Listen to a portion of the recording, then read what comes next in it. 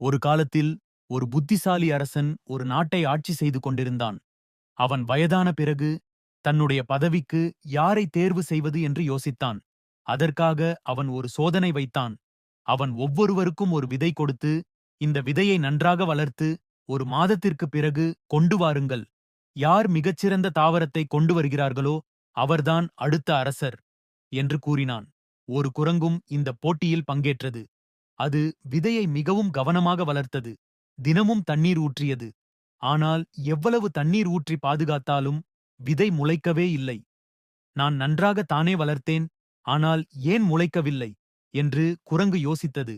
ஒரு மாதம் கழித்து அனைவரும் அழகான செடிகளும் மலர்களும் கொண்டு வந்தனர். ஆனால் குரங்கு மட்டும் காலியான குடுவையுடன் வந்தது. அரசன் அதை பார்த்து அமைதியாக சிரித்தான். நீ காலியான குடுவையுடன் வர பயப்படலையா என்று கேட்டான்.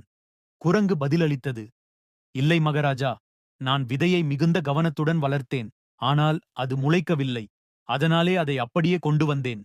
இதை கேட்டதும் அரசன் மகிழ்ச்சியடைந்து, நீயே உண்மையுள்ளவனாக இருக்கிறாய். நான் அனைவருக்கும் கொடுத்த விதைகள் எல்லாம் வேக வைத்த விதைகள். அவை எப்போதும் முளைக்காது. ஆனால் மற்றவர்கள் எல்லோரும் ஏமாற்ற முயன்றனர்.